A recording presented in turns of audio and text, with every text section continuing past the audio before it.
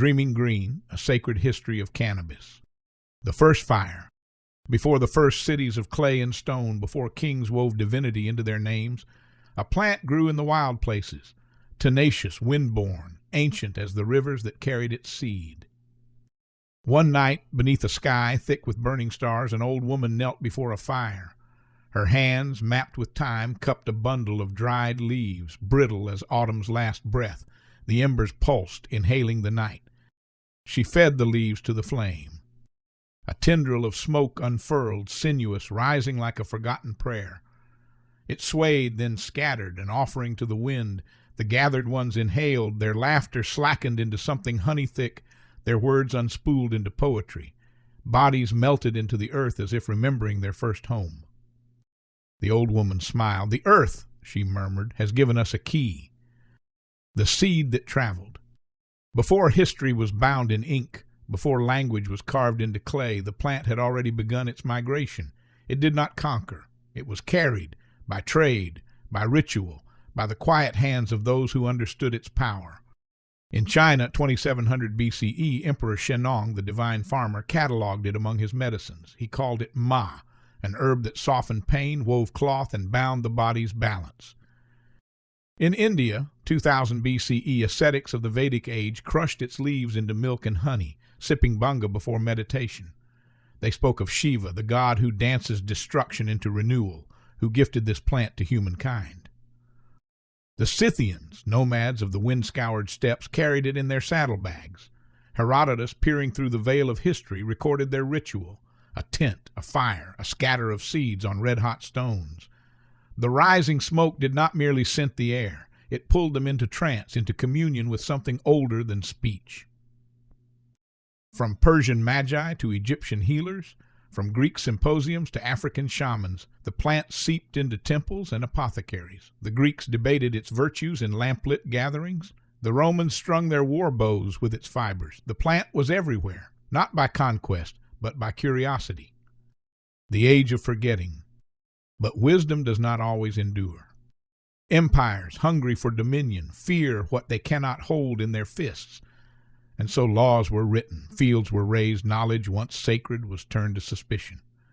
In 1937, the Marijuana Tax Act criminalized cannabis in the United States, not for science, but for control. Industrialists whispered of lost profits, timber and textiles trembling before hemp's quiet strength. The press spun wild tales: madness, addiction, crime, an alchemy of fear designed to turn truth into ash. Governments ordered the fields burned. Scribes struck its names from their texts. The old knowledge faded to whispers. But the earth does not forget. The roots reclaim their place. The plant was not dead. It merely slept, buried in the margins, tended in the quiet spaces of resistance. In the jazz clubs of New Orleans, it curled through the air, slipping into trumpet valves and piano strings, bending time itself. In the mountains of Morocco, hashish smoldered in long-stemmed pipes, mingling with prayers. Then science, always late to the feast, confirmed the truth. The discovery of the endocannabinoid system, a vast network of receptors laced through the human body, rewrote medicine.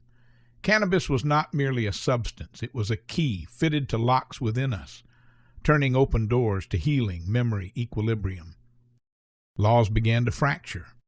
In 1996, California became the first U.S. state to legalize medical cannabis. Canada followed, Uruguay, Germany. The fields grew again, first in rebellion, then in resolution. The smoke still rises. Tonight somewhere a leaf meets a flame. A tendril of smoke spirals upward, just as it did when Scythians crouched in their tents, just as it did when Shiva's sages chanted beneath banyan trees, just as it did before history had a name.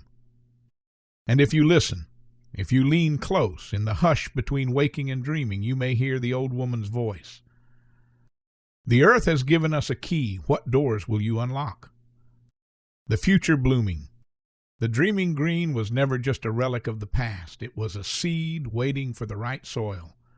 And now in the laboratories of tomorrow, in the gardens of cities that float above the earth, in the minds of those who dream beyond limits, it blooms anew.